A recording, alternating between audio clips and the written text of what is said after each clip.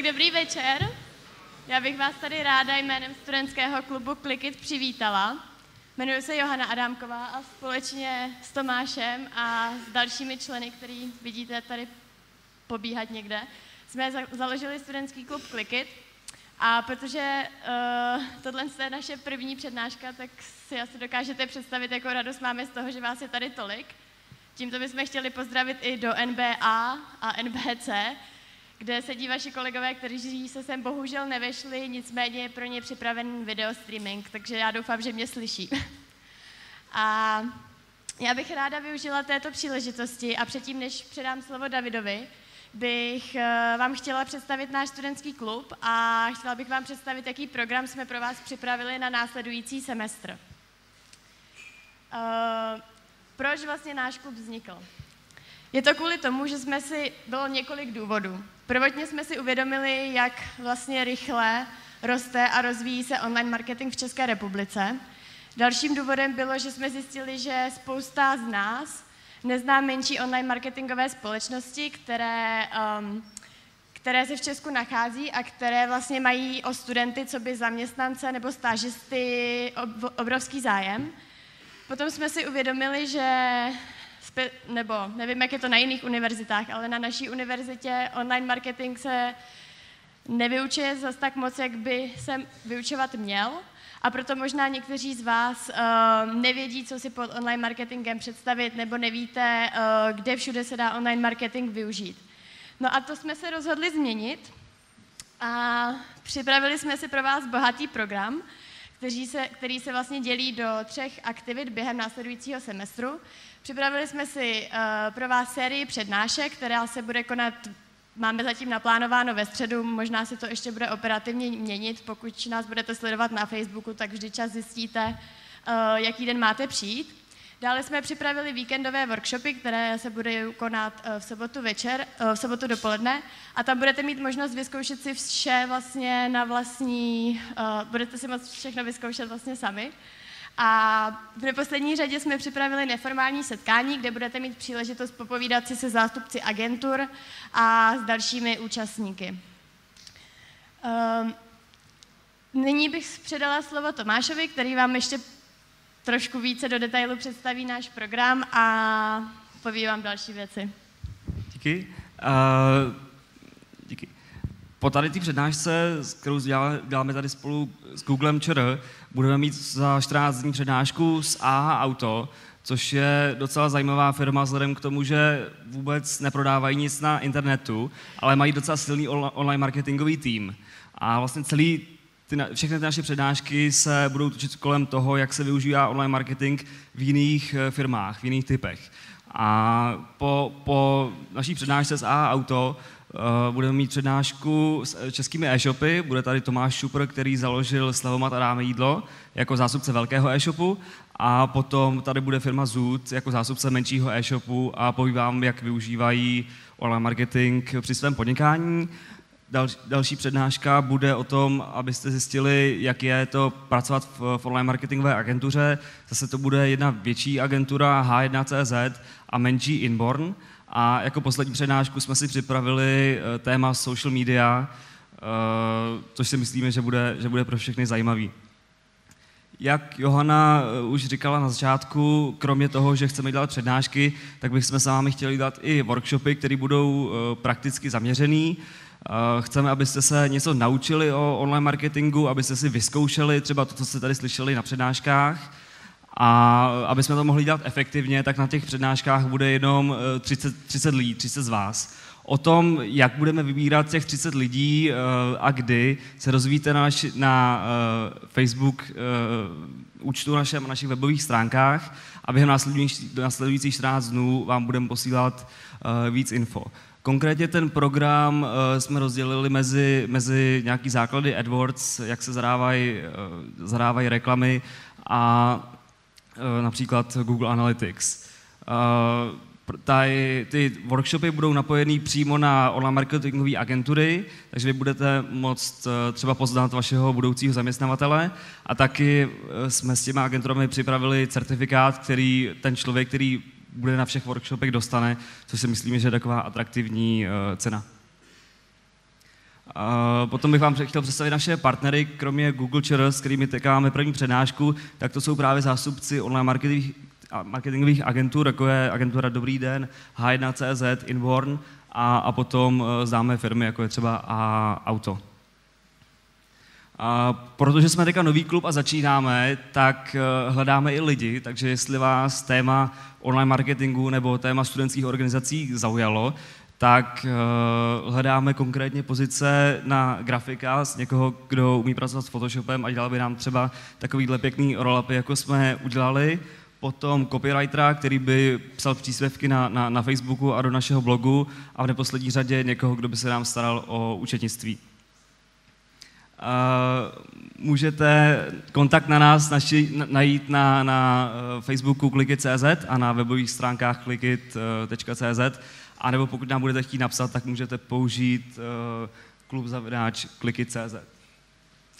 Pro lidi, kteří nejsou tady ve Vencovského aule a jsou třeba v těch aulách NBA a NBC, tak bychom nechtěli ochudit o to, aby mohli Davidovi pokládat dotazy. Takže pokud půjdete na slide.do/Google, tady ten odkaz je i napsaný v poznámce toho eventu na Facebooku a je napsaný i na tabulích v těch ostatních přednáškových aulách, tak tam budete moct položit Davidovi dotaz a ty dotazy s nejvíc počtem lajků potom Davidovi položíme.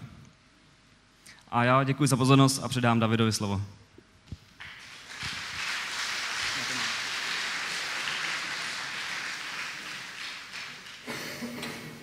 Jedna, ho.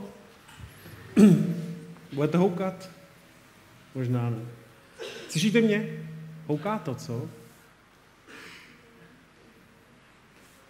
Budete houkat? Budete houkat. Ještě jednou. Budete houkat? Budete houkat? No, možná už ne. Tak ahoj. Krásný a obrovský publikum. Zdravím také zpřátelené auly písmeno A a C. Zavolejte ahoj do A a C. Ahoj. Tak, já jsem jim říkal, že oni taky budou volat, my je neuslyšíme, ale budeme to vědět, tak doufám, že taky voláte A a C.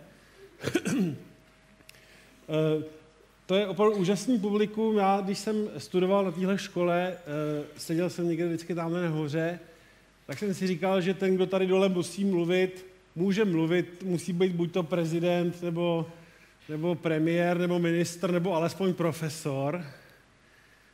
Já jsem ani jedno z toho, pouhý bakalář, tak mám pocit, že držím rekord v počtu publika na jednoho bakaláře.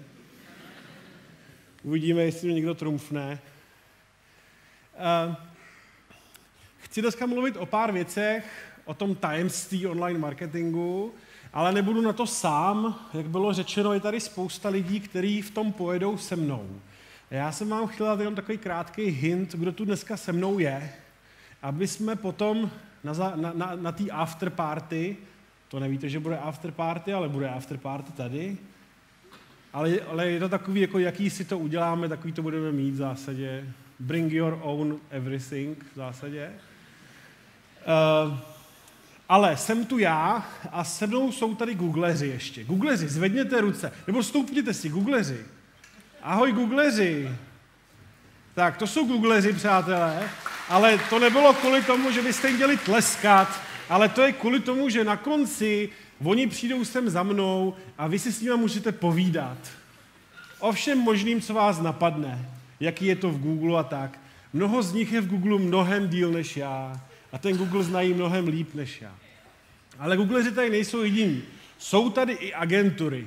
To znamená partneři Google, ve kterých existuje celá řada super příležitostí pro vás jako studenty na stáže, internshipy a budoucí zaměstnání. Takže koho tady máme za agentury? Je tady H1. Ahoj H1, super. Takže taky s váma počítám na konci tady jsem za mnou. Je tady Inborn. Kluci, Inborňáci, ahoj. Je tady Fragile. Ahoj Fragile, takže taky za mnou tady potom na konci. Je tady Sun Marketing. Tak to je možná největší účast. Jak to bylo v tom filmu Malečku, budete pro? My jsme taky Hujerovi. Dobře, je tady ještě Aconver. Ano, super, vy jste tady jediná, dobře. Takže a Conver je tady jediná. Je tady B2B ještě, super, je tady B2B. Zapomněl jsem ještě pájil nějakou agenturu. Ne. Jo, Kofein, já jsem zapomněl. On totiž Robert ještě nedávno nebyl agentura, já na to pořád nejsem zvyklý, že už má agenturu. Takže prosím vás, je tady agentura Kofein. Super. Takže všechny agentury, já vás poprosím, aby na konci jste šli tady za mnou a všecko, co bude nejasný z toho, co já vám dneska řeknu, tak oni vám dořeknou. Z praxe, samozřejmě. Tak, přemýšlím, jestli jsem něco zapomněl. Jo, to Slido, přátelé, hlavně zpřátelené, kde je kamera? Spřátelené auly A a C. Slido je vaše prodloužená ruka do této auly. Slide.do Google na VSE, že jo, výborně. Pište v průběhu, nenechte si to nakonec, protože to je taková gamifikace takového setkání, protože ve skutečnosti se stává, že když to dobře funguje, tak celý sál přestane poslouchat toho, kdo tady vepředu mluví a přebíjí se hlasama do plusu a do mínusu a volí nejblbější otázku.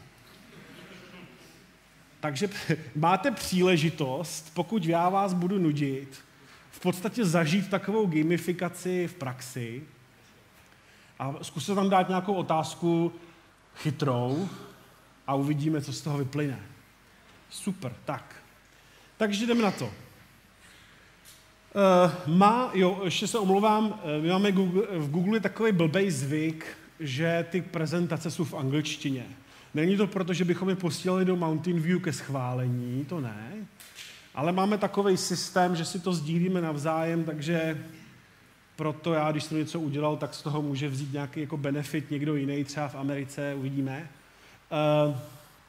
Tak proto to v angličtině, ale budu mluvit česky, takže snad si budeme rozumět. Tajemství online marketingu. Takže jsou tam nějaké tajemství? Já myslím, že ne. Takže tím jsem to zazdil úplně, protože vy jste kvůli nim přišli. Myslím, že tajemství tam nejsou. Prostě online marketing sleduje a následuje trend toho, jak se vyvíjí a mění svět kolem nás. Takže tím pádem, kdo to považuje za finální sdílení dnešního večera, může jít domů, my možná budeme pokračovat. Lidi mě prosili, abych jako řekl, kdo jsem.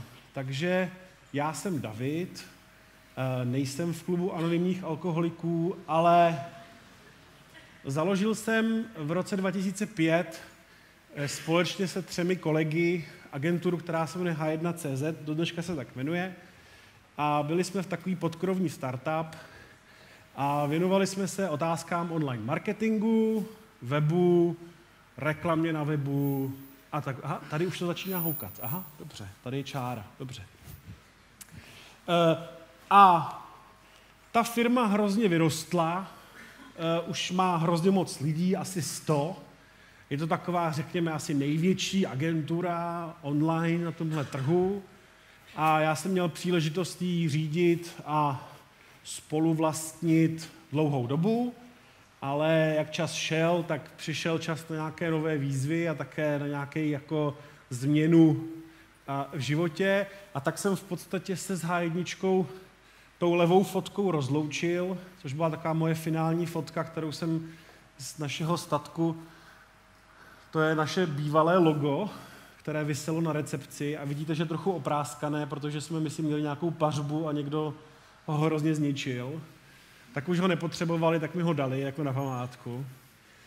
Takže tohle je moje rozlučková fotka a nějakým způsobem asi 2 měsíce na to, nebo 3 měsíce na to jsem se domluvil s českým Googlem a vyslyšel jsem jeho výzvu a on vyslyšel mou a domluvili jsme se, že budeme spolupracovat, protože Google považuji stejně jako H1 za super zkušenost a super firmu.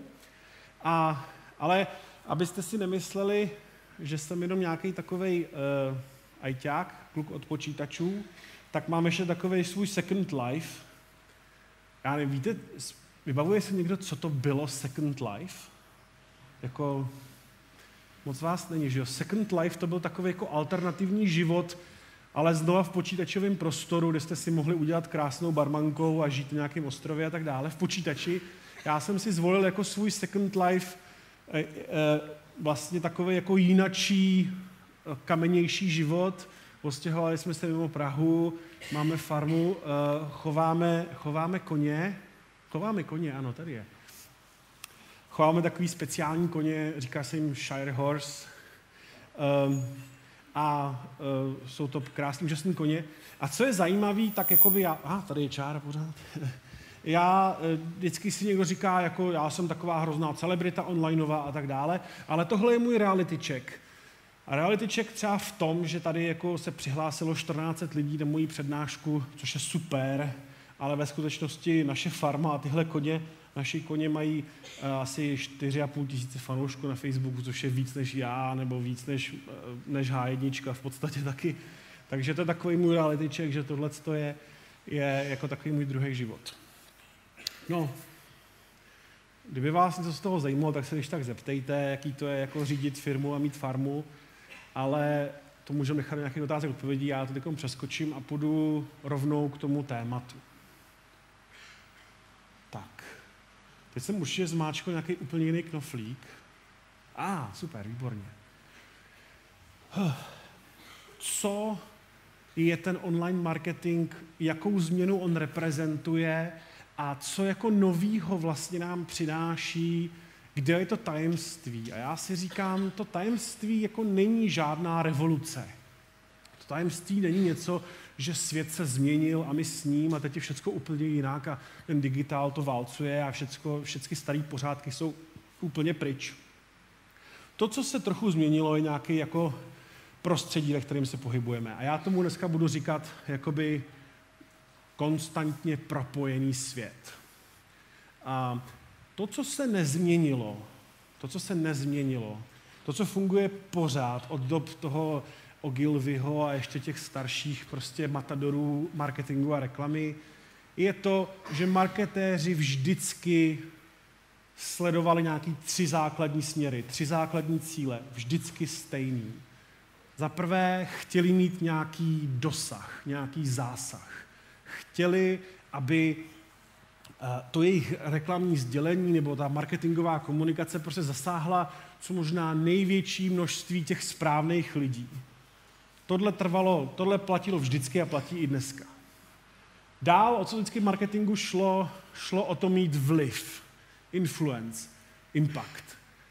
Schopnost ovlivnit člověka, změnit v něm nějakou preferenci, nasměrovat ho nějakým směrem, vnuknout mu nějakou myšlenku, snažit se v něm vzbudit nějakou chuť něco dělat, nějakou aktivitu, samozřejmě směřovanou k tomu původci té zprávy. Takže to je zásah, dosah, vliv. A to třetí, o co marketingu vždycky šlo a vždycky půjde, jsou výsledky. To znamená schopnost ověřit si, jestli ta moje aktivita dává smysl, jestli se vrací v tom, co chci dělat, jaký by měly být z toho výstupy a výsledky. Čili v tomhletom se to nezměnilo. Online k tomu přidal další dimenzi. Další dimenzi v tom, že se něco mění. Mění se ten svět kolem nás, ve kterém tohleto dokáže fungovat zajímavějc než možná dřív, mnohem sofistikovanějc a taky mnohem účinnějc. A to, co se nezměnilo dál, jsou lidi. Podle mě jsou pořád stejní. Pořád se rádi radujou, mají z něčeho strach, v něčem se potřebují ujistit, po něčem touží, něčeho se bojí, mají kolem sebe lidi, s kterými je dobře. Prostě jsou momenty, ve kterým oni potřebují se ujistit o tom, že ta jejich rozhodnutí je správný. Jsou momenty, ve kterým oni potřebují informace, jestli jít touhle cestou nebo touhletou cestou. Ty lidské potřeby jsou v zásadě pořád stejný. Ten online, ten digitál, tomu dává zase trošku jinačí dimenzi. To, co se změnilo zcela 100%, je to, co je okolo nás. Jakým způsobem vlastně my dneska fungujeme v těch momentech, které jsou pro nás důležitý. A zcela jednoznačně, a je to vidět zcela jednoznačně, prostě to, co se děje, je, že ten náš svět je absolutně propojený tím digitálním světem. Kdo za to může? No, možná nejdřív jsme mohli říct, že to může internet, ale já bych v podstatě dneska řekl, že za to možná ještě mnohem víc můžou mobilní zařízení, tablety a vůbec všechny ty devices a zařízení, které dokážou být propojený, dokážou člověka vlastně doprovázet v těch jeho momentech, o který bude.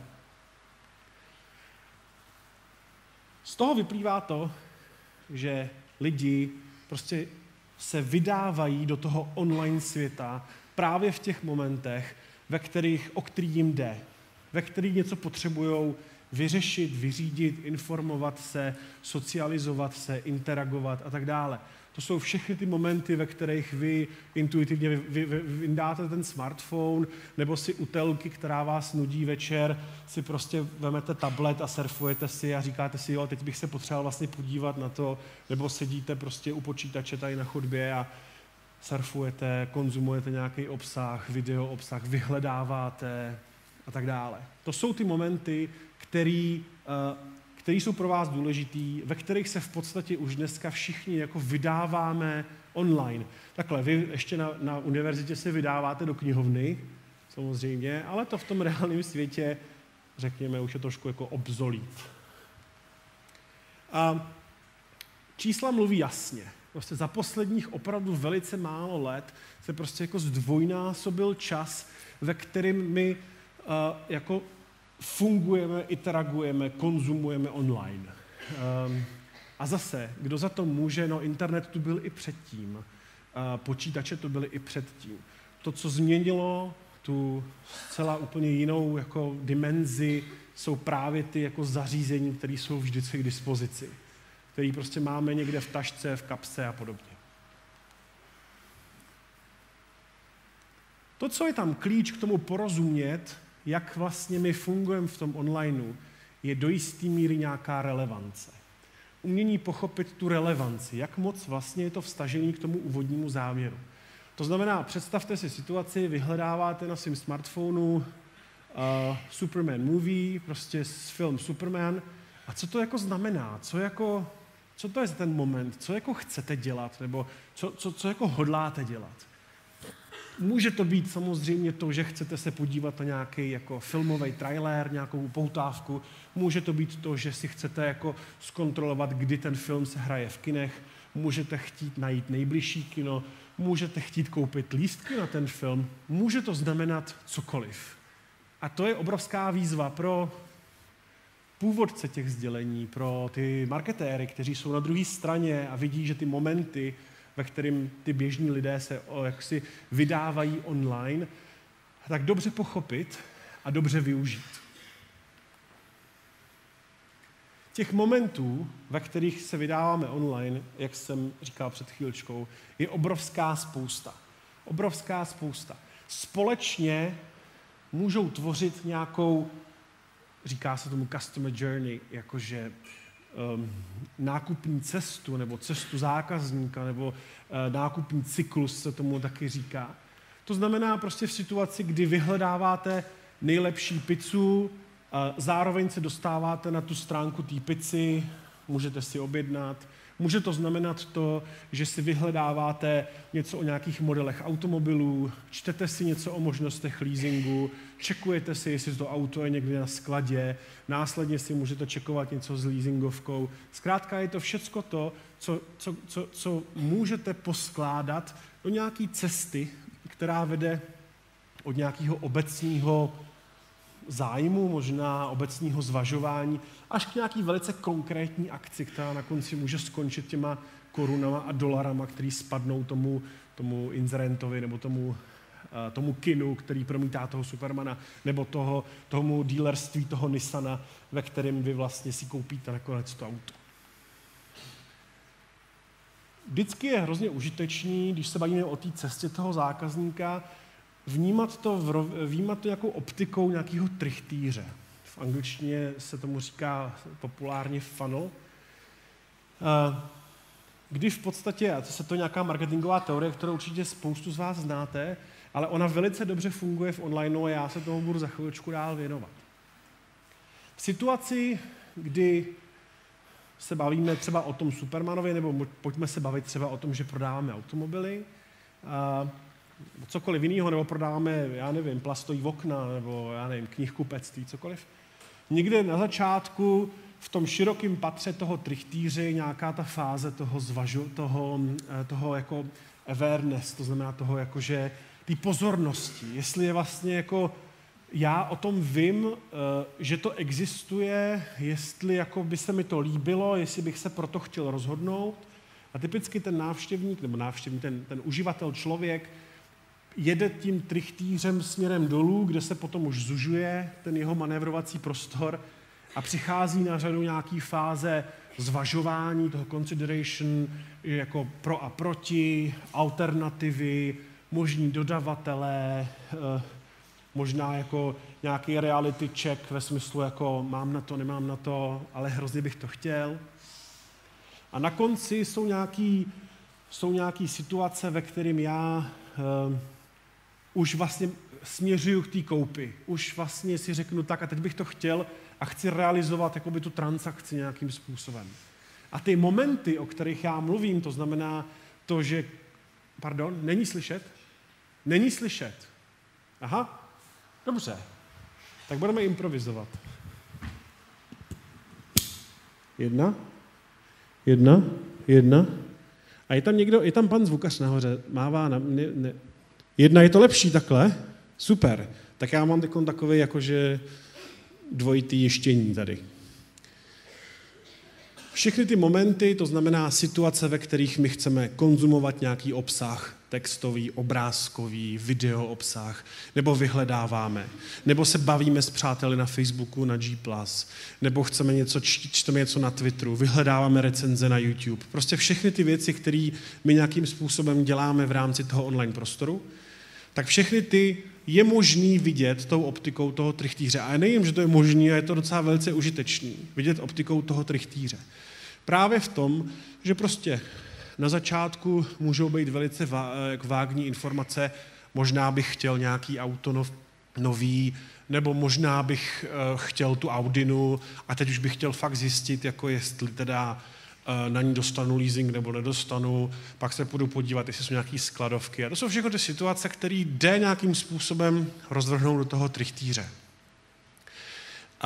A ten trichtýř může být samozřejmě různý. Občas se stane, že skutečně někdo je taková jako rychlá ještěrka, která v podstatě od zhora nějakého prvního pocitu, že bych možná něco mohl chtít, doběhne k tomu svýmu nákupu až prostě někdy na konci. Velice rychle, velice přímočaře a je to takový jako velice rychlý. Ale je to spíš výjimka. Je to spíš výjimka právě v tom, že občas se stává, že prostě se to zacyklí, občas to taky trvá, často ta cesta od toho startu po ten cíl může trvat mnoho dní, někdy mnoho týdnů. A je to něco, co prostě lze a je užitečný stvárnit tímhletím způsobem. A teď si představte, že prostě jste ten dealer toho Audi, nebo jste prodavač něčeho, nebo máte e-shop, prodáváte foťáky nebo cokoliv. A teď prostě vidíte, že ty lidi prostě mají miliony lidí a jsou prostě miliardy těch jejich momentů, ve kterých oni nějakým způsobem rezonují online, nějakým způsobem online konzumují, interagují a podobně. A vy byste tam chtěli být u toho, protože chcete přece ovlivňovat ty jejich na rozhodování, zasít do nich myšlenku jako možná to BMW, možná lepší než to Audi. A když už Audi, tak možná radši tady ode mě z dealerství a ne od toho jiného dealerství a podobně. A to znamená, co je ta obrovská výzva? Co je ta obrovská výzva těch marketérů? Je umět rozpoznat, ve kterých ty momenty jsou důležitý právě pro ně a jakým způsobem mají vlastně jako doprovázet toho člověka v těch konkrétních momentech. To znamená, jakým způsobem být u toho a dokázat jako ovlivnit. Jak jsme si řekli, mít ten reach, ten zásah, mít schopnost ovlivnit a mít z toho nějaký výsledky. A teď se zdá, že to je strašně složitý. Jejdamane, všechny ty dotazy na Facebooku a všechny ty YouTube videa a všechny ty konkrétní vyhledávání a všechny ty magazíny a prostě to je taková spousta, tak já možná radši si dám reklamu do televize. Ono to možná bude jako jednodušší. No ale to přece není pravda, protože právě ten způsob toho, nebo ten dopad toho, když to děláte dobře, může jako dramaticky převýšit všechno, co jste jako doposud znali, nebo co doposud ty tradiční marketéři doposud znali. To znamená, který ty momenty jsou ty, které jsou důležitý právě pro ten váš biznis. A teď řeknu, možná jste jako přišli na tuhle přednášku s tím, že já budu mluvit o Google Glass a že budu mluvit o těch jako autech, které se sami řídí, ale já se přiznám, že já prostě dělám ten biznis, dělal jsem celý život online marketing a tohle je to moje sci-fi. Tohle je ta moje realita dneška, která často pro mnoho lidí je dneska sci-fi. A když se vzpomenu na sebe, když jsme začínali, tak to, o čem tady dneska mluvím, bylo pro ty marketéry stejný sci-fi, jako pro nás dneska Project Loon, prostě, který dělá Google, že vysílá balóny do stratosféry a který pokrývají Afriku internetem, nebo prostě ty čočky, který vám měří hladinu cukru, prostě totální sci-fi, nebo ty Google Glass. Ale i tohle je sci-fi, i tohle je něco, co v podstatě jako pro nás tehdy bylo něco neuvěřitelného a dneska je to realita a směřuje to někam, co pro ty marketéry je prostě jako ráj. Jak o tom uvažovat a jak to využít? Všechny tyhle ty věci, které jsme si řekli, prostě ty momenty, ve kterých lidi chtějí rezonovat s váma, měli by rezonovat s váma a měli by být u toho, když vy jim říkáte nějaké sdělení. To znamená, využíváte toho, že z toho tradičního push marketingu, ve kterém vy to prostě zaplavíte, ty letáky, ty billboardy, prostě hlava, nehlava a prostě ty tomu neunikneš. Je mi úplně jedno, že to je relevantní pro 3 promile těch lidí, co to vidí, ale prostě je to tam.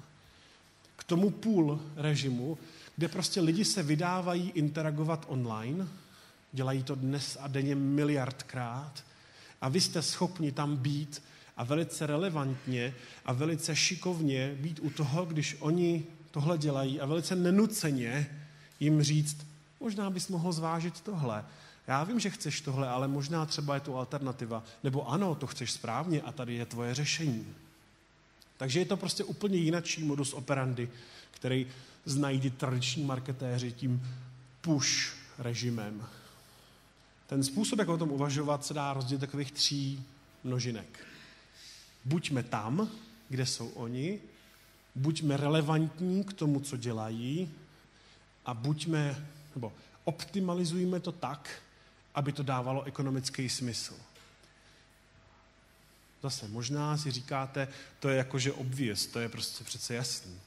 Ale za chvíličku vám možná dokážu, že to tak až úplně zjevný není. A když se na to podíváte optikou těch kobercových náletů, těch billboardů a televizních reklam a rádiových reklam, který absolutně postrádají ten element, tak si řeknete, aha, no možná ten online fakt, jakože to má smysl, co dělá. Pojďme se podívat na tu první skupinu. Buďme tam, be there. A kde? Už jsme si řekli, jakože u těch momentů, ve kterých se ty lidi pouští online, ale prostě kde to je teda, jako kde to je? No, přátelé, je to úplně všude. Je to úplně všude, úplně veškerý webový content, webový obsah, který někdo může konzumovat, úplně všechny místa, na kterých ty lidi můžou interagovat, jako jsou sociální média, diskuzní fóra, já nevím ještě co ještě, nebo jsou to místa, ve kterých oni vyhledávají velice aktivně a podobně. Jsou to prostě všechny ty weby, všechny ty vyhledávače, všechny ty sociální sítě, prostě je to úplně všude, protože úplně všude ty lidi jsou. Takže jako mediální plány našich mediálních agentur, ve kterých naleznete s velkou pompou 6 řádků, tady jsou novinky homepage, tady je prostě zprávy i dnes.cz rubrika krimi a tak dále. Prostě absolutně nedává smysl, protože ty lidi jsou prostě všude. Obrovsky promarněná příležitost, když ten váš mediaplán má 6 řádek. Ale to není ještě všechno. Všude, ale zároveň na všech zařízeních. Na všech zařízeních. Dneska jsou už vertikály, ve kterých ten obsah se konzumuje víc mobilně než desktopově.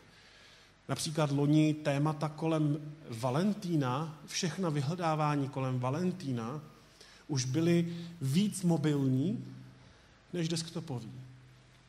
A všechny tyhle věci nám ukazují, že prostě zanedbat mobil, desktop v nějakých těch sděleních, v nějakých té interakci s těma lidma je prostě obrovská chyba.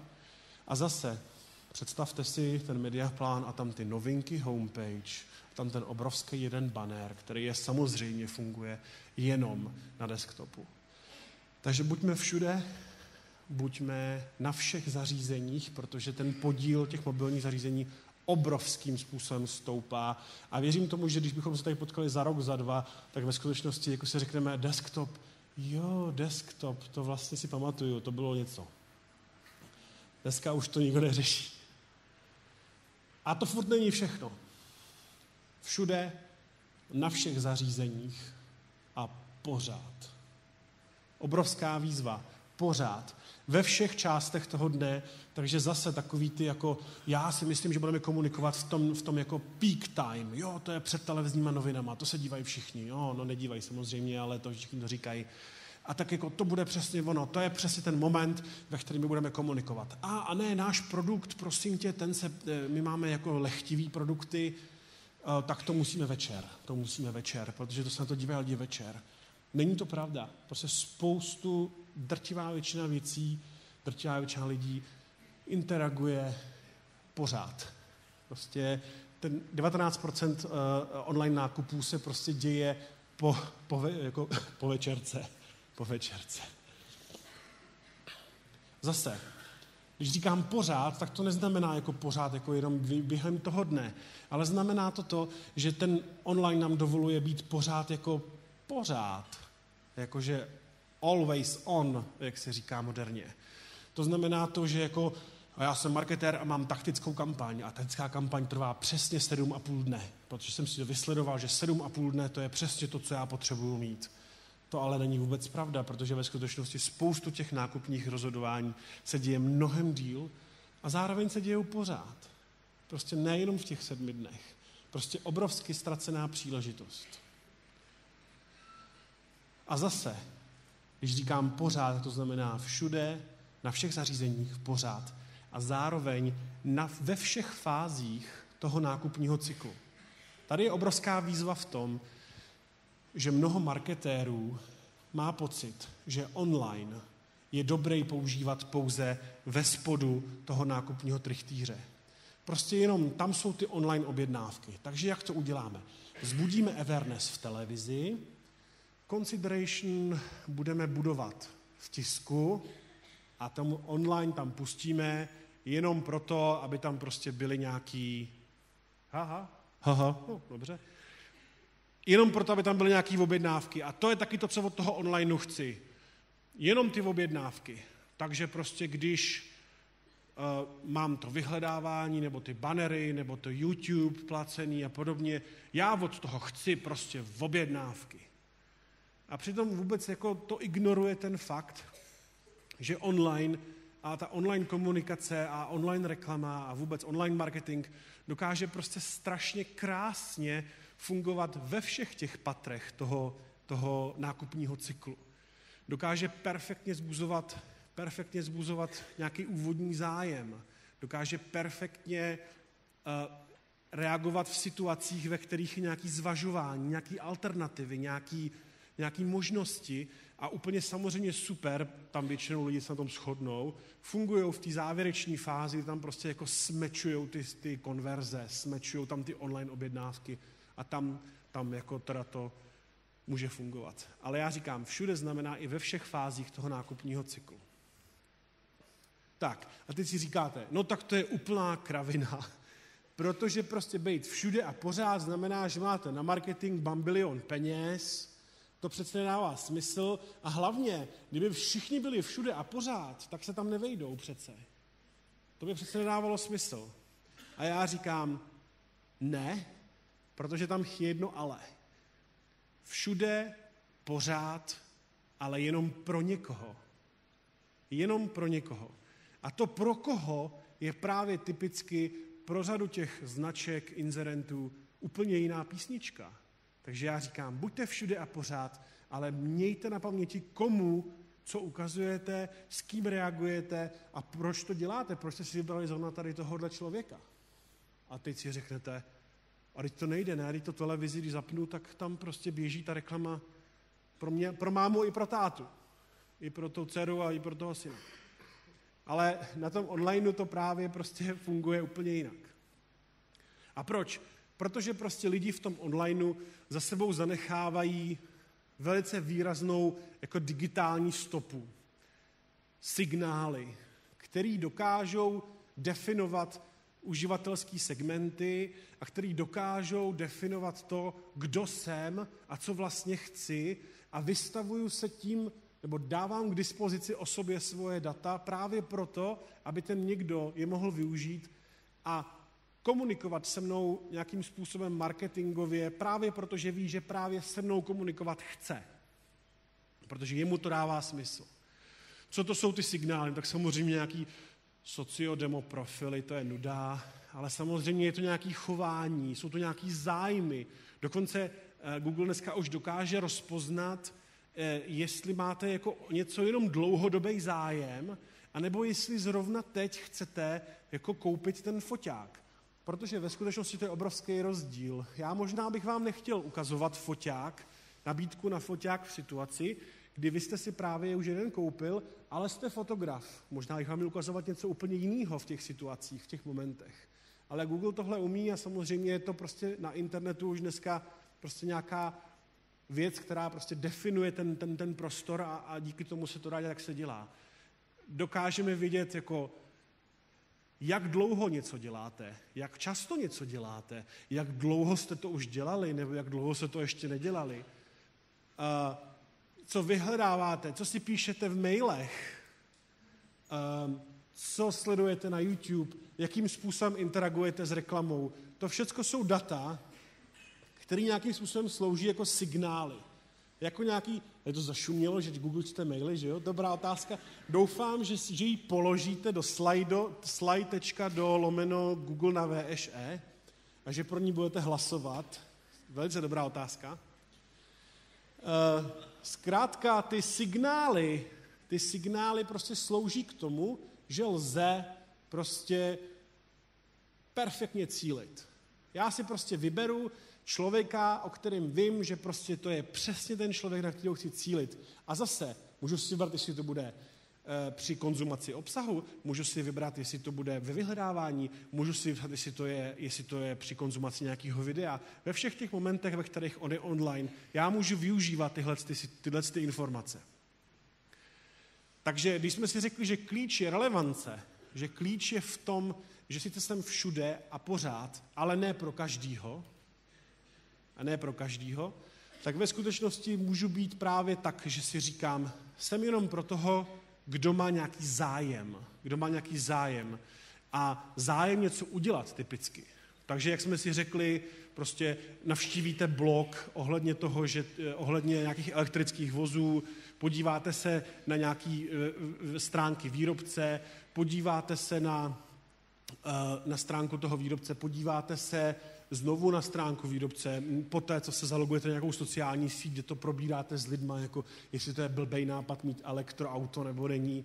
A na konci třeba prostě se navštívíte stránku toho, kdo to prodává, nějakého dílera.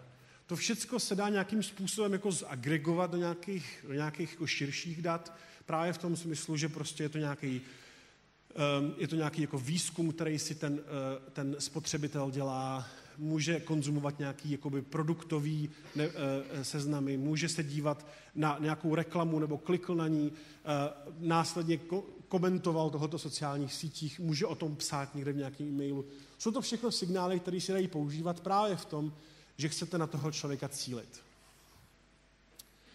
Ten zájem nebo ten úmysl něco udělat samozřejmě je možný jako dosledovat i ve vyhledávání, pochopitelně. To znamená, když někdo hledá prostě kreditní karty s nějakým nízkým úrokem, můžete mu ukázat nějaký jako blbej inzerát, jakože kreditní karty, anebo můžete ukázat nějaký jako dobrý inzerát, ve kterém mu říkáte, ano, já mám kreditní karty s nízkým úrokem. Zkrátka to, co ten uživatel skutečně chtěl, to znamená relevance k nějakému záměru. To není všechno. Samozřejmě relevance k tomu zařízení. Zase, vy můžete využívat spoustu možností v tom smyslu, že jako flexibilně upravujete schopnosti a možnosti toho reklamního sdělení pro účely konkrétního nosiče, pro ten device, pro to zařízení. Takže prostě například na tom mobilu může být ten click to call, protože tam je ideální způsob toho využití, když to na tom desktopu tam prostě nic takového není a očekává se skutečně jako klik na tu stránku a následná nějaká interakce s váma.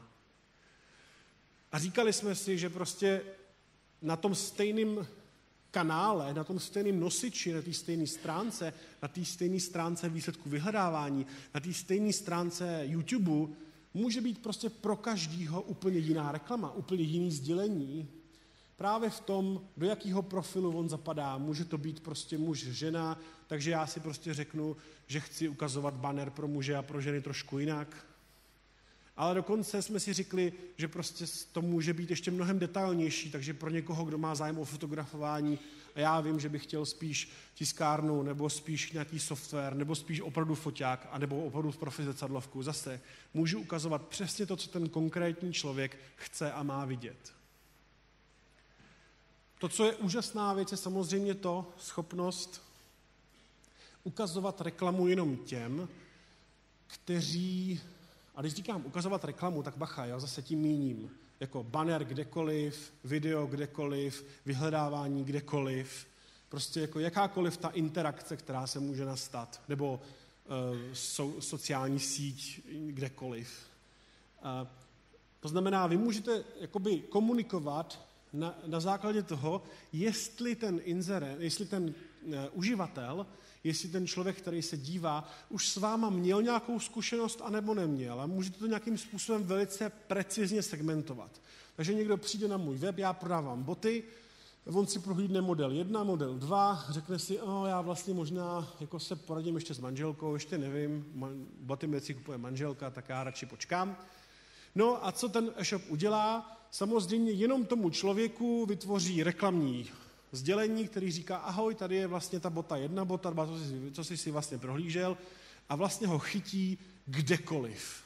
Chytí ho na YouTube, chytí ho na Lupě, chytí ho na Měšci, chytí ho na Novinkách, na iDnesu, prostě jako kdekoliv, kde to jde, ho chytne právě s tím konkrétním sdělením, který je jenom pro něj, protože prostě jenom on ho má vidět, protože jenom jeho informaci jsme využili právě v tom smyslu, že to má vidět.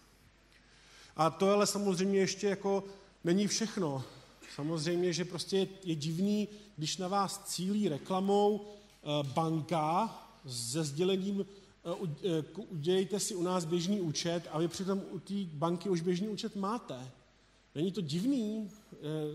Proč by to tak mělo být? Oni za vás utrácejí zbytečně peníze. A přitom zase samozřejmě ty chytrý inzerenti ví, kdo je jejich zákazník, kdo není.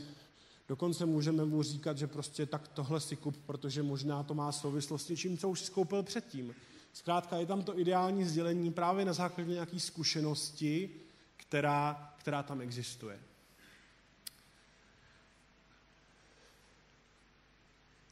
Pochopitelně, protože to sdělení, a zase lhostejno, jestli je to video, banner, textový odkaz, vyhledávací odkaz a podobně, se zobrazuje v nějakém kontextu, tak pochopitelně i tady lze jako pracovat s tou kreativou tak, aby rezonovala s tím kontextem, ve kterém se nachází, aby to nebylo prostě jenom jako plásnutí do vody.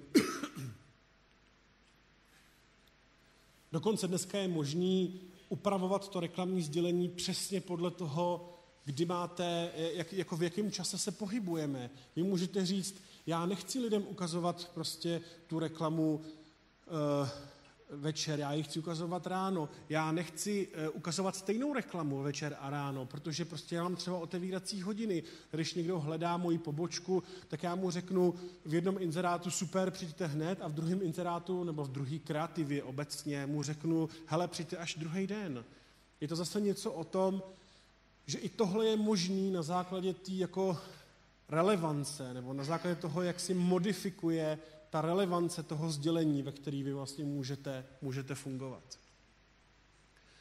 A to pořád není všechno. Vy jste schopni pracovat i s tím, a zejména v době těch mobilních zařízení je to strašně důležitý, vy jste schopni pracovat s tím, kde ten člověk je. Takže když někdo hledá něco, vy jste schopni říct, budu to ukazovat jenom těm, kteří hledají něco. Já si vybavuju vtipný rozhovor s jedním bazarem, neřeknu jakým, který chtěl, aby se jeho reklamy zobrazovaly jenom tehdy, pokud někdo bude hledat kontakt, nebo prostě kde je ta pobočka toho konkurenta a jenom kolem toho konkurenta. Takže když někdo bloudí o konkurenta, tak prostě hledá, tak kde je ta ulice a v tu chvíli se mu má zobrazit reklama toho konkurenta, jako tam nejezděte, tam je to na prd, pojďte radši ke mně. Zase, znamená to, že využíváte ten nekonečný prostor, ale využíváte ho chytře právě v tom sdělení přesně pro toho daného člověka, přesně v kontextu toho, v jakým se nachází. A zase můžu si říct, ano, ale tohle budu ukazovat jenom těm, kteří nebyli u mě na webu posledních 40 dní třeba. Prostě zase je to tak, že můžu k tomu nakombinovat i všechny ty signály ohledně toho uživatelského chování. Tak, a zase si říkáte, ale to bude stát strašný peníze. Protože prostě teda budu všude, dobře, ale budu pro každýho. No a teď si podíváte na ty ceníkové ceny a teď si prostě říkáte, no tak to je strašná raketa. To prostě nedává smysl, já to neutáhnu. To prostě můj malý e-shop, moje autodílna, můj Vodafone, cokoliv, to prostě neutáhne. Ale není to pravda. Není to pravda. Protože právě všechny ty aspekty té relevance, totiž vám ta relevance je přece o tom, že vy si řeknete, jo, tomu bych to chtěl zobrazit. A tomu bych chtěl zobrazit přesně tohle. A to, co přichází jako třetí na řadu, vy si řeknete, jo, a za toho člověka já bych chtěl zaplatit maximálně tohle. Protože ten je pro mě nejdůležitější. Takže prostě já bych chtěl, abych pro člověka, který mě vyhledává a je 100 metrů ode mě a opravdu ke mně chce jít lidi zoufalej, tak já prostě jsem ochoten zaplatit za to zobrazení reklamy tomu člověku cokoliv. Protože to je pro mě ta golden cookie. To je ten zlatý zákazník, který ho chci. A lidi, kteří třeba u mě už byli, nebo třeba mají nějaký sociodemo profil, jakože třeba jsou odněkud, odněkud a ještě navíc jim je moc nebo málo, to je jedno, tak řeknu, za ně jsem schopen zaplatit jenom tolik. To znamená, že to, co nám ten online přináší, kromě schopnosti upravit to sdělení podle toho, komu ho chci zobrazit, to znamená, že to vytvoří to, že chci zobrazit tu reklamu, tak nám umožňuje zároveň ekonomicky řídit ty reklamní investice přesně podle stejného vzorce. Takže já prostě vím, že tomuhle člověkovi je to za 10 korun moc a za tohohle člověka já zaplatím 1000. Protože to dává smysl. To je přesně ten, komu to chci zobrazit. To znamená, že čelíme nějaký výzvě v tom smyslu, že si řekneme, tak ty lidi někde fungujou, probíhají tím trichtýřem, vzpomeňte si na ten trichtýř, a někde na konci přiběhnou k tomu nákupu nebo v objednávce, zmáčknou ten čuflík, zacinká kasa a my jsme hrozně spokojení, že máme zákazníka. A tak vlastně bychom si řekli, podívám se, kudy mi ty vlastně lidi k té kase propadávají, kde jsou ty jejich momenty, které způsobily ty peníze, to revenue, ty příjmy na konci a tam já budu investovat. Tohle je super. Myslím, že tohle už je první krok k úspěchu. Často říkám sci-fi pro řadu marketérů ještě dnes. Ale svět je mnohem komplikovanější právě v tom, že se nepohybujeme jenom online. To znamená, že my musíme vědět, že ty momenty, ty touchpointy, ve kterých my se dotýkáme, interagujeme s tím potenciálním zákazníkem, se dějou v online světě, se dějou v offline světě a následně ten člověk přijde a zacinká na tu kasu, ale to se taky může dít online i offline. To může být online objednávka. To může být telefonní hovor. To může být pobočka. Já si třeba vzpomínám, nedávno jsem si zařizoval povinné ručení pro jedno auto a řekl jsem si, udělám to samozřejmě online, jsem online člověk, tak jsem ideálně někde klikl na nějakou reklamu, to je ta pojišťovna, kde to chci mít a začal jsem to jako vyplňovat a jsem si říkal, to je super, oni mě uvidějí v tom jejich analytickém softwaru, jak ten někdo přišel přes tu reklamu a začal vyplňovat a na konci to zaplatil z karty. To je ta úplně ideální situace, oni budou hrozně rádi, že takhle to jako super dopadlo, že jsem jako propadl tím trychtýřem až domů. Jenže samozřejmě, co se stalo, vyplňoval jsem formulář a tam je oblíbená otázka, bezškodný průběh. Kolik měsíců jsem neboural, abych mohl dostat bonus? To já samozřejmě nevím. Vy to víte, já to nevím. Já si myslím, že jsem nikdy neboural, ale jak dlouho řídím auto, jestli to vědí, jak dlouho řídím auto, nevím. Tak jsem říkal, safra, tak nic, tak já radši možná zajdu na tu pobočku. Zavřel jsem to. Ale, co se stalo? Za hodinu mě zvoní telefon. Dobrý den, tady je vaše pojišťovna, vy jste vyplňoval formulář. Ano. A nepotřebujete někoho pomoct s tím formulářem? A říkám, no ano, to je přece to, co potřebuju. A oni, no tak to je jasný, proto jsme tady. A krásně jsme to všechno vyřešili po telefonu. A na konci prostě výborně, vám pošleme smlouvu mailem a fakturu zaplatíte převodem. No a teď já jsem si řekl, no jo, ale chudák ten webový analytik, že jo. Ten tam prostě vidí tu reklamu, na kterou jsem klikl, já jsem ho stál minimálně pádio za ten proklik, možná 100 pádio. A teď tam se říká, tak co špinár, co skonvertuje, neskonvertuje. Tak protože jsem mu utekl do toho offlineu. Takže samozřejmě, co je naštvaný. Ale dobrá zpráva je, že prostě i tohle se dá řešit a ty dobrý analytici právě dokážou propojit i ty offline data z těch telefonů, offline data z těch poboček a napárovat je právě i na ty internetové momenty, které stály peníze. Tak, aby ty internetové náklady šlo provázat s offline výnosy. A to je něco, co je prostě asi obrovská výzva, ale pokud to dokáže ten inzerent, tak to prostě dává obrovský smysl v tom, že lze jako efektivně řídit ty investice. Efektivně řídit a říct si, já budu investovat jenom tolik, kolik se mi opravdu vyplatí, protože to mám pod kontrolou. Vím, do čeho investuju, vím, kolik mi to vydělává, sleduju si nějakou rojku nebo něco takového a funguje to. Ale existuje další past. Ta past se jmenuje last click. Možná někteří z vás o tom slyšeli, protože mnoho nebohých marketérů se to dívá tak, že sleduje ten trychtýř. I tam jako, já vidím banner, vidím reklamu na YouTube, prokliknu se na nějaký banner, dostanu se na web, ale neskonvertuju. A druhý den vyhledám něco na Google, kliknu na AdWords kampaň, prokliknu se a skonvertuju. To znamená, udělám ten obchod. A co ten analytik vidí? Takže vlastně, co to znamená? Takže vlastně ty peníze mi přivedl co? No přivedli mi AdWords, to je přece ten poslední klik. To je to, co mi přivedlo toho návštěvníka a udělal jsem ten obchod. A na něm jsem viděl, takže co udělám? Všecko povypínám a nechám jenom ty poslední. Tahle strategie je asi tak úplně stejně blbá, jako kdybyste sledovali jako volejbalový zápas a řekli jste si, hele, a nepřijde ti, že všechny body dávají ty smečaři? Tak víš co, také vyhodíme ten zbytek, necháme tam jenom ty smečaře, protože ty vzadu berou taky plat.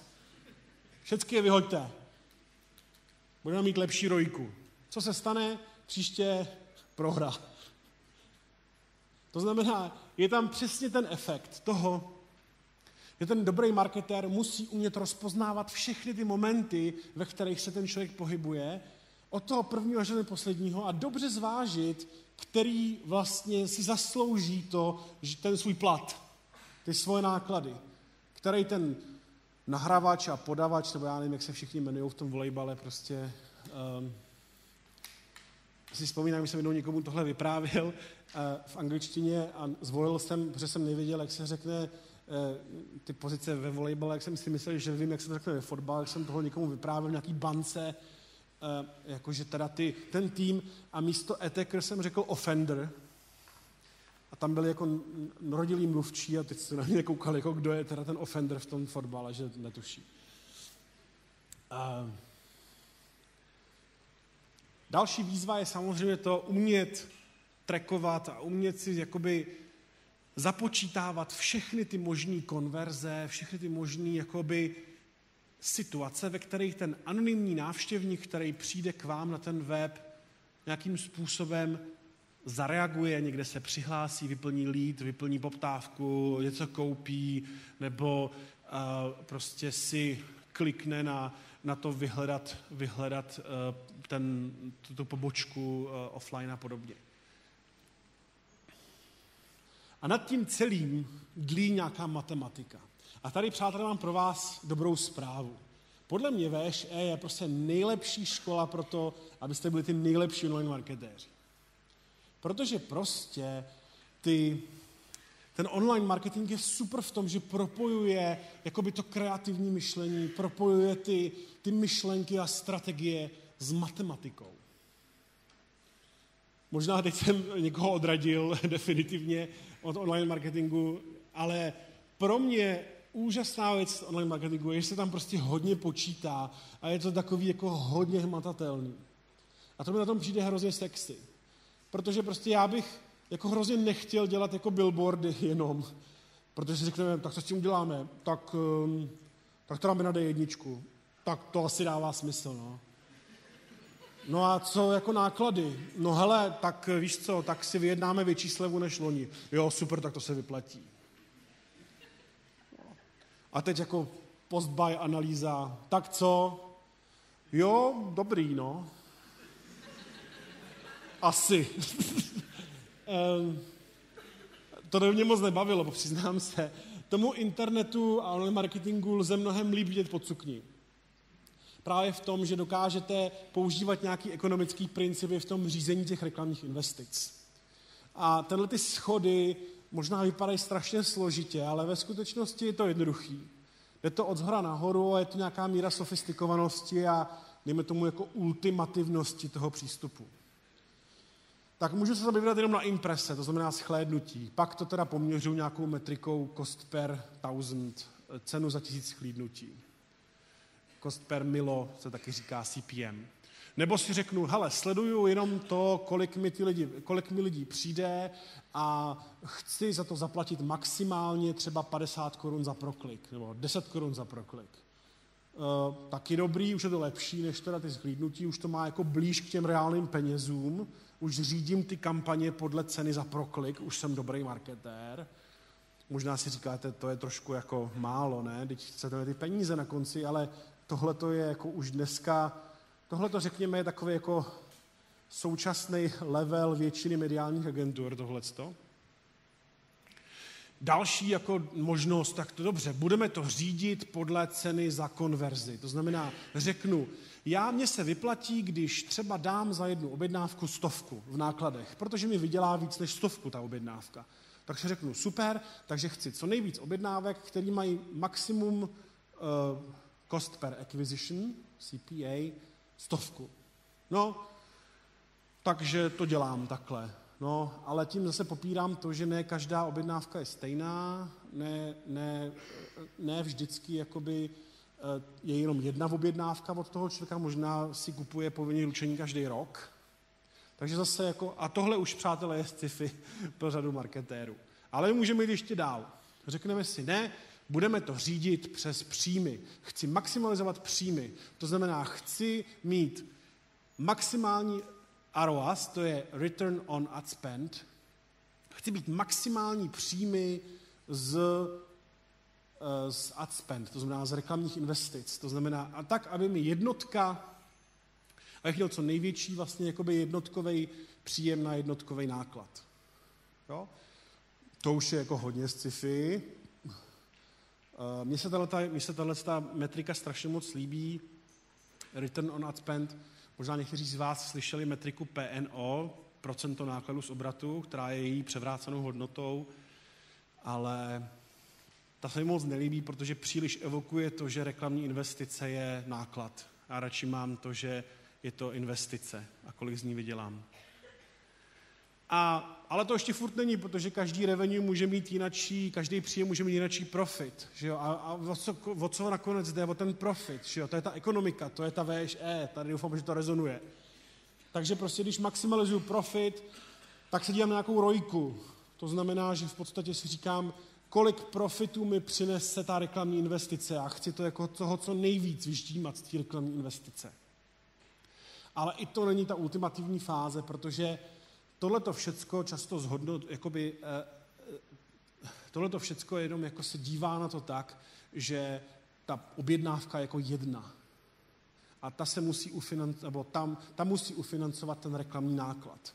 Ale to je samozřejmě jako iluze, protože často se jako dělá spousta opakovaných nákupů.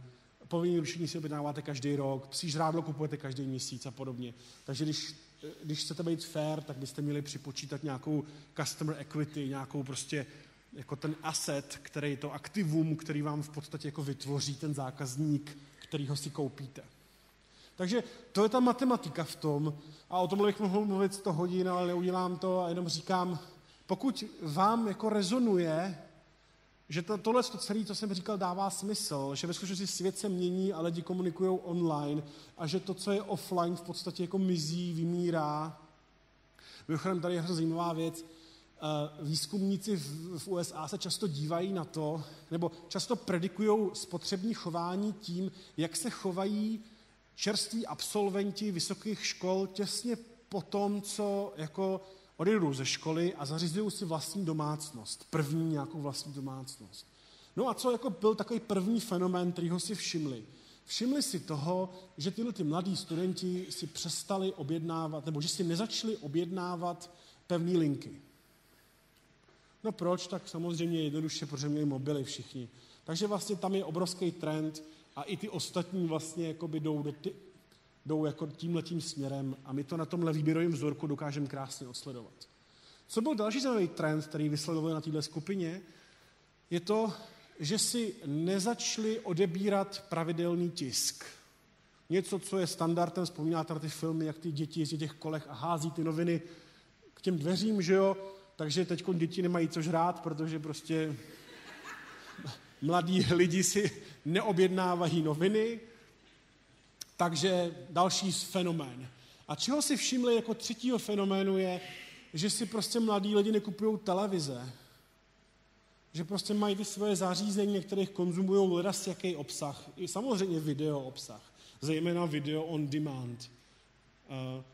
A já hrozně moc věřím tady v tenhle ten právě jako digitální svět a v tom, že nám vytváří právě obrovský výzvy a obrovský možnosti.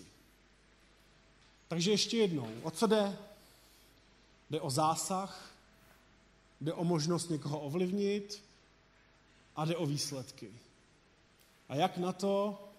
Buďme tam všude, buďme tam vždycky, buďme tam ale jenom pro toho, koho si vybereme a celý to dobře kalkulujme a mějme to pod kontrolou, protože ve výsledku je nějaká výsledovka. Nějaký náklady a nějaký výnosy. A to je vlastně všechno, co jsem vám chtěl říct. Děkuji za pozornost.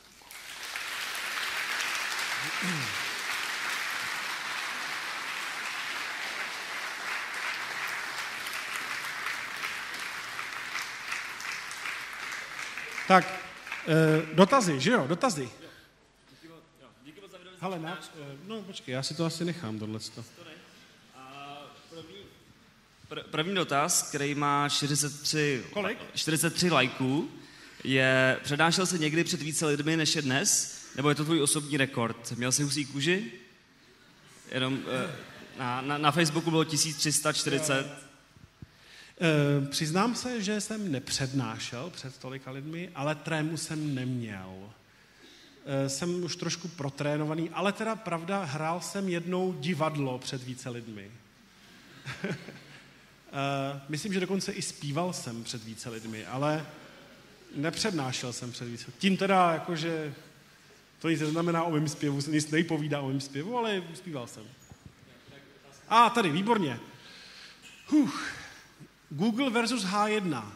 Práce. Jo, mimochodem, vlastně já jsem zapomněl na jednu věc. Já jsem se v Google naučil takový nový slovo. To se jmenuje swag. Přiznám se, že vlastně vůbec nevím, co to znamená. Ale jsou to takový hezký googlí věci. Mám tady pár takových pěkných lahví. A nebylo jich 6?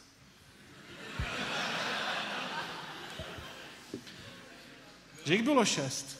5 jich bylo? No, dobře. Bylo jich 5.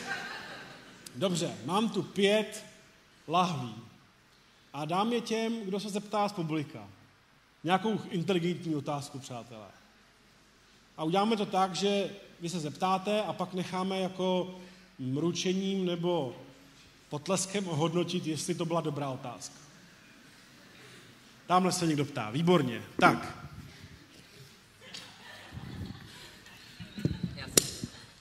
Já se chci zeptat, že když budu pro nás pravidelně cookies, tak jestli ta vaše reklama bude furt relevantní na tom netu.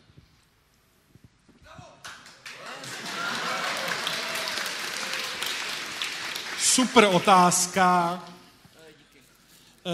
Ne, nebude. A naštěstí to dělá opravdu jenom malý zlomek geeků, kteří jsou nešťastní, frustrovaní. A tak vůbec, ne protože jsou geeci, přátelé, to vůbec ne, já znám spoustu šťastných geeků. No, ale znám takový. A nešťastný, protože zasahuje samá nerelevantní reklama přece. Co? Jiní to řeší adblockem samozřejmě, no. Takže dobrý, no. Odpověděl jsem. Tady, dobře. A tak budete nosit, dobře, tak jo. Díky. Já bych na ten dotaz navázal. Když náhodou budu pravidelně promazávat cookies, ale budu ale stále přihlášený k tomu Google, no. Tak ta reklama se mi fakt nebude zobrazovat. No, když budete stále přihlášen k tomu Google, tak o vás asi něco budeme vědět. Díky. Ale za to si láhev nezasloužíte, protože to nebyla originální otázka, přiznám se. Tak, půjdeme do jiného panelu. Tamhle slečna, blondětá.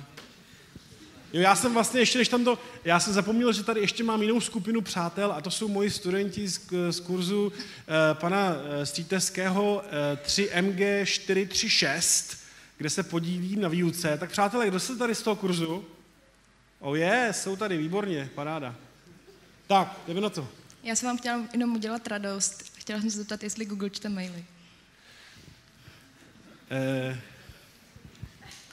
Já bych řekl, že čte, ale nemyslím si, nebo jsem přesvědčen o tom, že to nijak jako neprovazuje s vaší opravdu osobní identitou. To znamená, že on tam rozhodně sleduje nějaké signály, které by vás mohly zařadit do nějaký víc anonymní skupiny lidí, kteří třeba mají v úmyslu koupit si foťák. A dají k dispozici tenhle ten segment, který ale ve skutečnosti má jako třeba v Česku 100 000, jako má 100 000 lidí, jdeme tomu plácnu, na cílení inzerentům. Ale to je asi tak všechno, co k tomu můžu říct. Aniž bych o tom víc věděl, ale já popravdě řečeno nejsem příznivcem žádných konspiračních teorií, tedy ani této. Ale já myslím, že za to si jako zasloužíte, protože to byla nutná otázka, to jako každopádně muselo přijít samozřejmě. No mimochodem, že jo, Google vám přímo do mailu, do Gmailu ukazuje reklamu, která se snaží být jako pro vás prostě relevantní, no. Tak to je o tom, ne? No, takže Tamhle, vy. Křičte. Ne, tady, pak pán pod váma. No. Pořád se tu bavíme tady o té relevanci. Ano. A Google se v podstatě snaží být hodně relevantní, neustále nám prostě ukazuje jenom to, co vyhledáváme. A ten remarketing a tak dál. A mě zajímalo, jestli připravuje taky nějaký produkt, který nepracuje s tou relevancí, protože třeba s Levomat je hezká ukázka toho, že chceme něco, co úplně nehledáme a že vlastně pracuje s tím, že můžeme narazit na něco, co v podstatě nehledáme, ale co může být hrozně zajímavý a co nám otevírá obzory. Dobrá otázka. Je to dobrá otázka? Dobře. Tak pak tady máte, jsou tady ještě 3, tak 1 je vaše.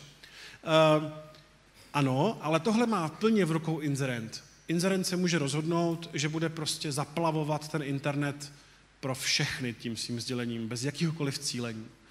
Prostě Google dává možnosti je využít, ale když vy to nechcete využít, nemusíte vůbec. Tečka. Tak, já zkusím teď vás nechat odpočinout a zkusím teda to slajdo. Google versus H1.cz. Práce / pozice, lidi, benefity, plat. Práce super, lidi taky super. Řekněme, že lidi v H1 jsou jako věkově mladší, trochu víc na startu své kariéry, často tam taky panuje trošku jako rychlejší rotace těch lidí, ale je to taková, řekněme, jestli chcete na nějaký lokální Erasmus, tak to je ideální do H1. Připadáte si tam jako na univerzitě stále, což je super. V Google to strašně závisí na tom, v jaký jste kanceláři. Když byste šli pracovat do Dublinu, mimochodem máme tam nějaký volný místa v Dublinu, tak kdybyste šli pracovat do Dublinu, tak se budete cítit úplně jak na Erasmu někde v nějaké vysoké škole. Protože tam je 6 000 lidí v baráku, myslím, a sami mladí, často těsně po škole nebo na začátku své kariéry a brouzdají po těch chodbách, takhle si nosí ty ty knihy a notebooky úplně stejně jak tady na univerzitě. Takže to je hrozně podobný. Platy dobrý, v Google i v H1. Co tam ještě bylo? Pardon, co? Benefity. V Google je benefitů víc, ale v H1 mají stravenky.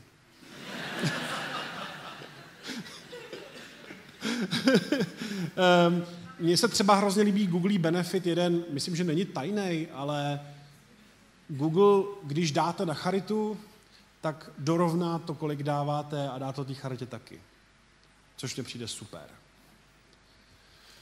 Tak, další otázka slajdo. Jak Google bojuje s tím, že je na českém trhu až druhým největším po Seznamu?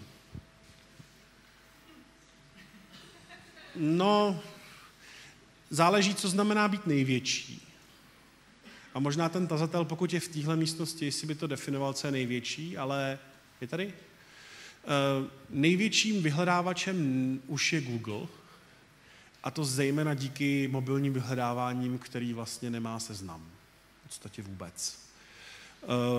Poslední statistiky top listu, což je jako jediná relevantní statistika, byť blbá, ale asi jediná, ukazují, že už se to překlenulo když se to překlenulo už na úroveň Google, ale myslím si, že to není jako to, co určuje, kdo je lepší nebo relevantnější, nebo to porovnávání se nemá moc podle mě význam. Pro Google tady v Česku je to dobrý, že tu je Seznam, protože centrála Google potom investuje do té země mnohem víc, než kdyby to ten Seznam nebyl. Kdyby to Seznam nebyl, tak to není Street View. Nejsou tady pokročilé věci na YouTube, prostě není tady 1000 různých věcí, tady je právě jenom proto, že je to challenged market. Takže pro nás je to dobrý a myslím, že i pro lidi tady je to dobrý, protože tady je spoustu googlých věcí, které by to jak nebyly. Protože bychom byli někde na úrovni nějaký Kambodži, priorita 1851. Tak, takže zase hlasy, tak, tamhle nahoře. Nebo máme tady někde mikrofon? Já tam skočím. Počkejte, nebyly tady nějaký dotazy? A tady je dotaz. Ať neběháme tam a sem, budeme to dělat systematicky. Tady, zvedněte ruku, ať vás někdo vidí, tak? Jo. Super. Dobrý den, mluvil jste o příležitostech v Dublinu. Já bych se chtěl zeptat, jak je to v Google v České republice s příležitostmi pro studenty na stáže, trainee programy a podobně. Děkuji. Jo. Možnosti tu jsou. My jsme se domluvili, že vaším kontaktní osobou pro tohle téma bude tady Petr. Máme tady Petra. Petře, stoupni si. Přátelé, Petr je váš klíč do Google.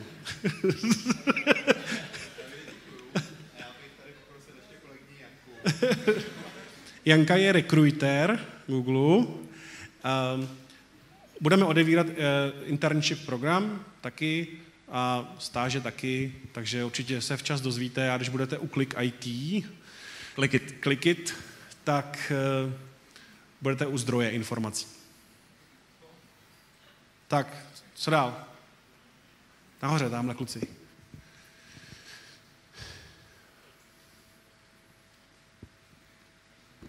Díky, já mám otázku tak trošku z jiného pohledu. Mě by zajímalo, proč jste se vykašlal, nebo když to takhle formuluji trošku možná špatně, jo, proč jste opustil něco, co jste budoval a šel pracovat pro giganta.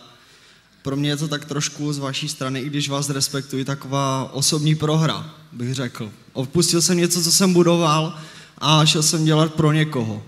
Jo, děkuju. Super. Super dotaz. Určitě je vaše jedna lahev, to je výborný dotaz.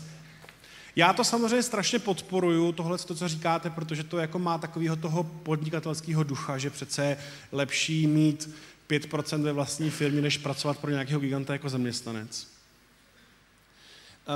Můj důvod byl ten, že za prvé já jsem teda tu firmu prodal, takže z toho byl nějaký benefit, to za A.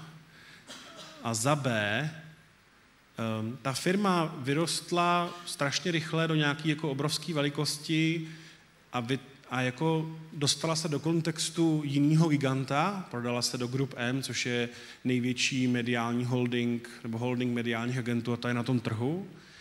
A vyžadovala najednou úplně jiný manažerský styl, než ten jako entrepreneurial, toho jako zakladatele a foundera. A já jsem se přistihoval u toho, že se prostě už netěším moc do práce, protože jsem musel řešit věci, jakože jedno oddělení je naštvaný, protože má menší stoly než to druhé oddělení a to druhé oddělení zase je na mě naštvaný, protože jsem jel na team building s někým jiným a ne zrovna s nima a podobně. Prostě ty strasti a slasti té velké firmy znamená úplně jiný nárok na nějaký manažerský styl. A já jsem vždycky byl takový hodně intuitivní, hodně podnikatelsky založený, takový jako selský rozum do věcí a najednou jsem zjistil, že já už vlastně v tom kontextu se mi v tom špatně pracuje. Tak jsem odešel a chvíli jsem byl doma, odpočíval jsem a pak jsem se začal bavit s Táňou Lemoň právě na to téma Google a ve skutečnosti já jsem do Google nešel, samozřejmě kvůli penězům, nešel jsem do Google ani kvůli nějaký svý ambici dělat nějakou hvězdnou kariéru v korporaci a pak se dostat do Mountain View a tam dělat nějakého borce, ale chtěl jsem prostě pracovat v české pobočce, která je malá, která je plná chytrých lidí a dělá zajímavé věci a je to takovej, vlastně je to takovej startup, protože vlastně my sice musíme jako fungovat v kontextu toho velkého Google, ale na druhou stranu tady si děláme věci, které chceme a potřebujeme a zároveň mi to umožňovalo taky to, že jsem měl nějakou work-life balance, že můžu mít nějakou work-life balance, protože můj domácí život je jako velice intenzivní. Není to tak, že přijdu domů do bytu na skalce a jdu maximálně hrát squash, ale mám jako farmu a tam prostě 15 koní a tak. Takže proto. Takže ano, chápu, že pro někoho, pro koho jako mít vlastní firmu je to ultimátní řešení, tak to, co jsem udělal já, je nějaký jako downsize, prostě nějaký jako poklesek. A vlastně ti fandím. Přesně takhle to vnímej, založ si velkou firmu a buď v ní spokojený. Tak, slajdo. Kde vidíš Google za 10 let? Nevím vůbec, myslím, že to neví nikdo v Google. Myslím, že prostě Google je super v tom, že rychle reaguje na věci, které se dějí kolem nás. Takže nevím. Jak vypadá váš běžný pracovní den od rána do večera? Nevím, asi každý to má trochu jinak. Já přijdu ráno do práce a povídám si s lidma, povídám si s klientama, píšu maily a je mi dobře. Řeším dospělý věci, to jsem chtěl říct. Řeším dospělý věci, to mě baví. Já si jenom chtěla ano. poprosit. No, povídej, tady. Jenomže už se nám nachýlil čas a určitě si ještě budete chtít popovídat s lidma z agentur a s ostatními Googlery. Takže jenom jestli někdo má ještě v místnosti poslední otázku. Jo, já jenom řeknu, jaký nejvtipnější pracovní pohovor jste kdy vedli. Bylo to s Petrou Brodilovou, která dneska dělá v Google. Ona byla studentka toho kurzu 3MG436. 3MG436. Toho prvního běhu někdy v roce 2006. A přišla za náma do H1, že by chtěla pracovat v H1 a říkala, že by klidně pracovala i zadarmo. A dneska dělá super kariéru, je vlastně jako vedoucí, řekněme, vedoucí YouTube pro střední a východní Evropu. Jo. Super job. Takže tam to začíná, přátelé. Tak, já ještě mám jednu flašku, podle mě. Jo, myslím, že tam jedna ještě je. Tak, vy.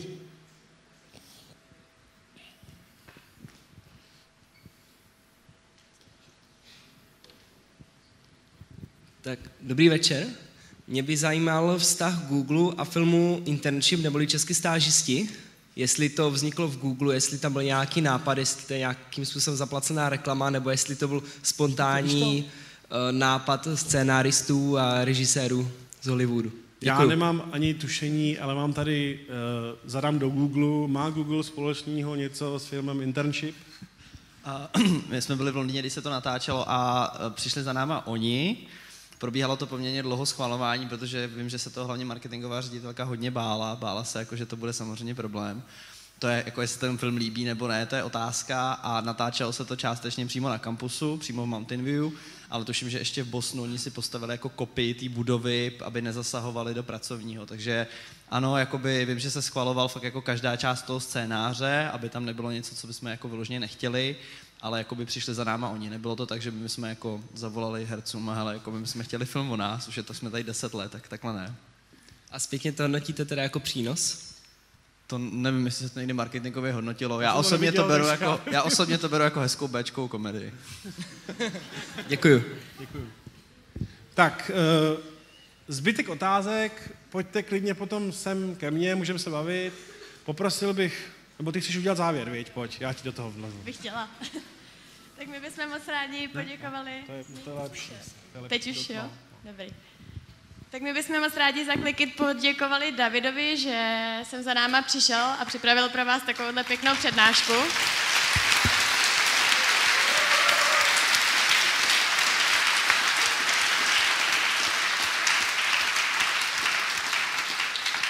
Taky bychom moc rádi poděkovali vám, že jste přišli, že jste tady vydrželi až do konce, že jste měli moc zajímavý dotazy, že jste využívali i Slido. A rádi bychom vás pozvali na naši další přednášku, která bude za 2 týdny ve středu a přijde v nám přednášet člověk z AAA Auto, takže to bude určitě zajímavé. Děkujeme vám za pozornost a ještě předám mikrofon Davidovi. Já ještě volám do spřátelených aul. Přátelé, přijďte za námi. Jestli tam tady ještě někdo je. Děkujeme. Díky.